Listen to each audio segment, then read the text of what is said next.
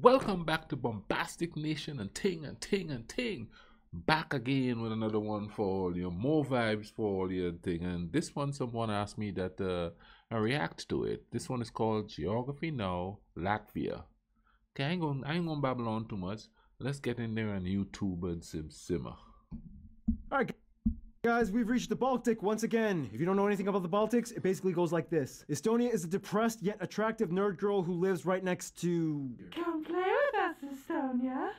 Welcome to the first sister of the creepy Baltic twins.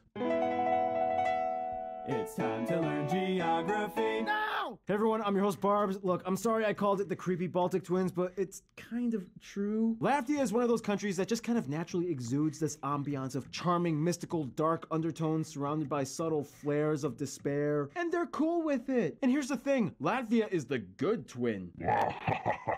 No, but seriously, jokes aside, Latvia does come with an incredibly vibrant culture rooted in unique traditions found almost nowhere else on Earth. Let's find out where it all goes down here. Let's see. Bring it on, Barbie.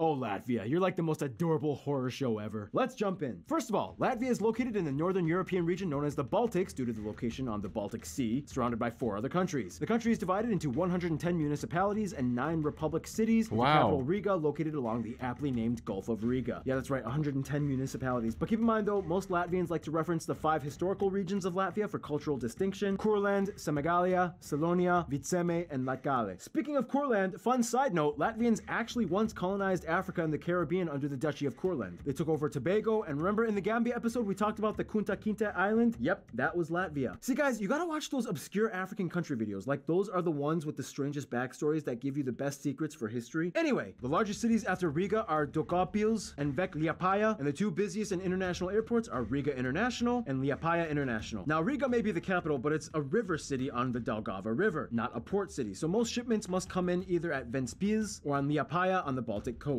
The funny thing is, even though Latvia has a decent sized coast, it owns virtually none of the islands that come with it. Even this little guy, Ruhnu, which belongs to Estonia, even though it's closer to Latvia's mainland. Dude, can I just have one island so I can build a patrol station? No. Oh, and if you look closely at the border with Estonia, they have Valga, which is a town split in half by the 2 nations. Now, if there's one thing about Latvia that makes it stick out, it would have to be the architecture. Riga is famously known for its Nouveau-style buildings, which won the title of European capital. So they have a city split in the middle, and one is on one side of the border and the other is on the other side of the border, but it's the same city. I wonder how the government works there. If I'm not mistaken, if that's not what he's saying, how does the government work there? Does each country have a separate local government entity? You know, is it one mayor for both of them, or if it's 2 different mayors? You know what I mean? Interesting, especially with people wanting to keep tradition and history and all of that, want to keep everything all in one.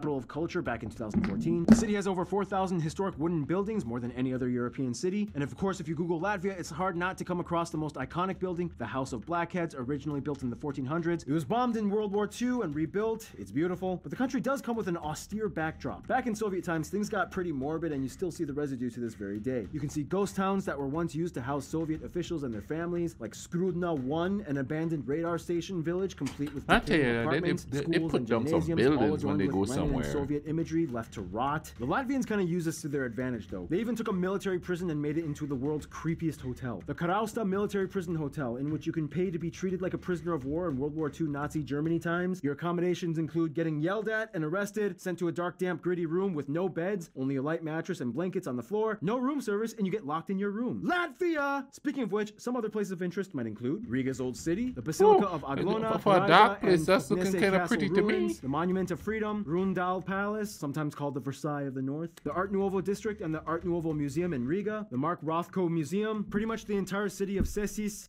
Man, he said it was dark, and then you show all these pictures of light and color and all kind of stuff, and these nice ancient castle type thingies, and he calling it dark. That's not dark, brother. That history looked quite interesting to me. Ziemelu Northern Forts, and the Daugavpils Fortress. Alright, that covers that. Now we get into Latvia's land makeup, and to add to the somber undertones, it's gonna get a bit swampy. All the lands of the Baltic areas are like copy, paste, done. So if you watch the Estonia episode, you'll probably know what I'm gonna say. Latvia is located on the East European plain, generally a flat area, on average no more than 100 meters above sea level, with mild rolling hills every so often. The highest point, Geisenkalts, is only about 312 meters. Fun side note, Latvia actually had a little competition with Estonia, which kind of went like this. You know, Estonia, you got some great forests. You know, I admire that about you. Oh, come on, yours are nice too. Oh, well, you know, either way, it's not like we're gonna be climbing any huge summits, right? Because we are flat countries. We are flat. Oh, you're telling me my highest peak only 318 meters. How about yours? Give me a sec. Oh, what a coincidence. Mine's basically the same height, just, you know, a little bit taller, but it's, yeah, just whatever, yeah. Then in 2012, the tower was demolished because of safety concerns. About 10% of the country is made up of peat bogs and swamps, and over half the country is forested. That's actually an increase as Latvia is experiencing natural afforestation.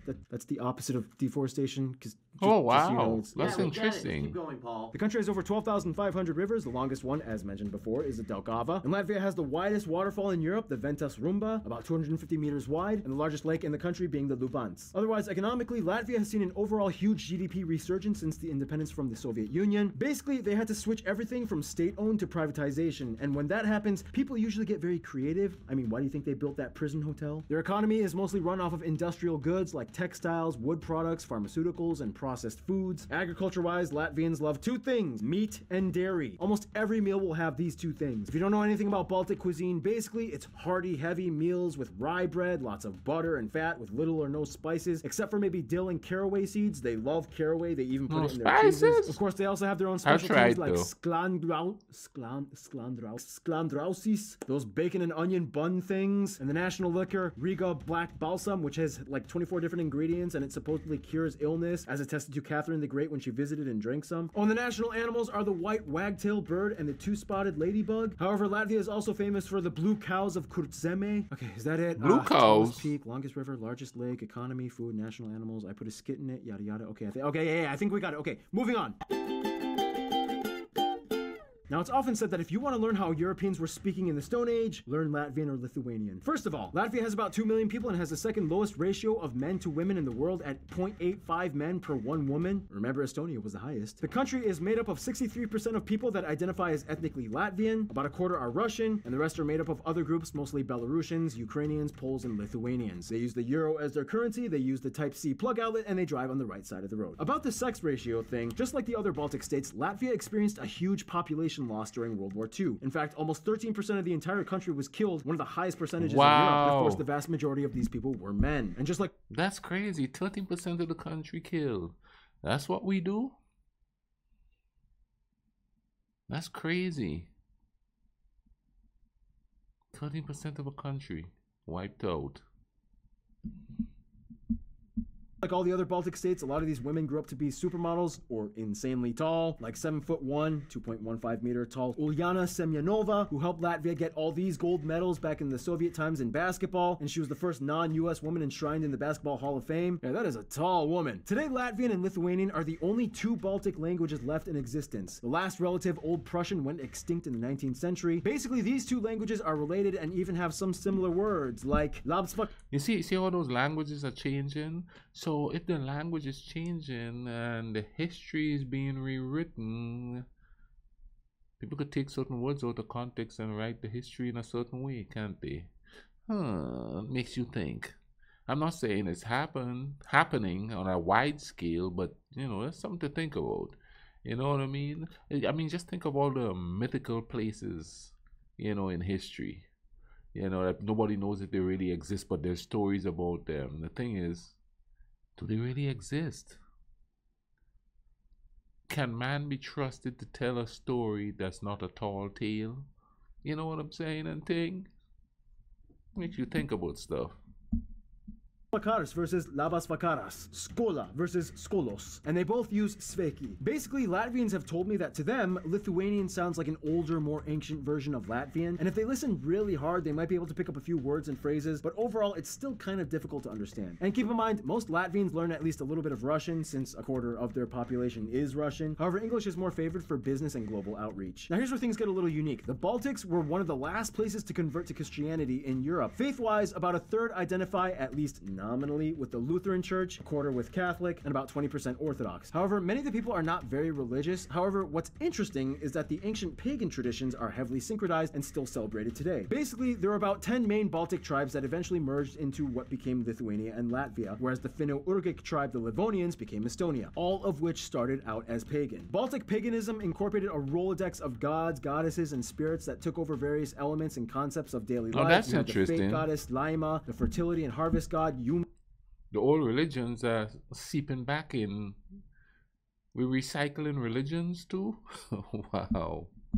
Zemis Mate, the mother of earth, and so on. To this day, dressing up in traditional pagan-influenced masks and costumes during festivals is widely practiced, especially during solstice festivals. They take solstice very seriously. They even have like an ancient traditional pagan calendar with symbols and everything like that. One of my Latvian subscribers sent this to me for Flag Friday. Thank you. And speaking of festivals, just like Estonia and Lithuania, every 5 years they hold a song and dance festival where the entire country pretty much gets involved. Oh shoot, history. Yeah, okay. So before I get into this, if you really want a cool visual, just check out this cool stop-motion video by YouTube channel Ansis99. So many of you guys have sent it to me. You don't even have to speak Latvian to understand it. It's really cool. Check it out. But in the best way I can personally put it, paganism and tribal kingdoms, Northern Crusades, the state of Livonia, Germans, Danes, Poles, Lithuanians, Swedish all take turns at invading. Finally, Russians come in. World War I, War for Independence. They get their first republic for a few decades. Then Russia comes in and is like, JK, I'm back. They become a Soviet Republic state. Tons of people die. 1941, Nazi occupation. Tons of people die again. Soviets come in and reclaim Latvia, yada yada yada, all the Soviet years, Russians move in. 1991 independence through the singing revolution that they did with all the other Baltic states. 2000s they went through an economic boom. 2008 recession, and today they're recovering and doing fine mostly. Some notable people from Latvia or of Latvian descent might include Jānis Kakste, Andrejs Pumpurs, Kristiānis Barons, Rainis and his wife Aspazija, Arvīns Blumenthals, aka the Crocodile Dundee, Mark Rothko, Jacob W. Davis, he invented jeans, Kristaps Porzingis, the music group The Hobos, Frederick Wilhelm Oswald, Alexander Slaime, Anatoly Solovyev, Ginta Lapina, Bill Rabane, and the music group Carnival Youth. Whew. So as you can see, Latvia is an interesting tradition-holding, somewhat dark past-oriented nation that moves with haste. Let's see who's tagging along with the ride with them now, shall we?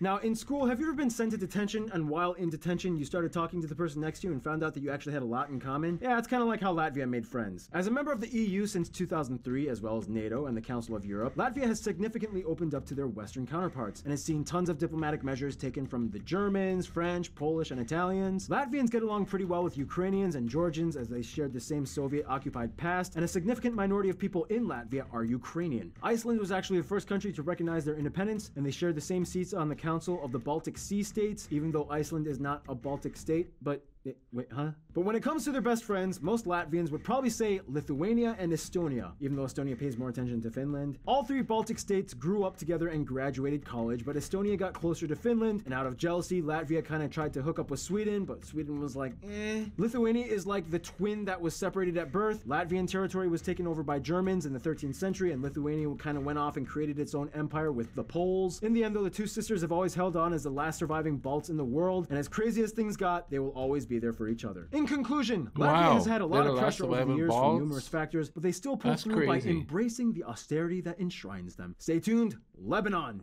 is coming up next. Once again, it proves that times change, people will change, new ethnicities will come and go. Hopefully we won't still be here. Alright, man. I'm going to put a link to this in the description so you could go check it out without me cutting it off and babbling all the time. But you can still keep watching my stuff. Just click the bubble coming up there or the box in the bottom here. Go to the video and just keep watching. Get your popcorn, settle down, simmer in, and keep watching, alright? Listen, man, you all take care of each other out there, alright? Cool.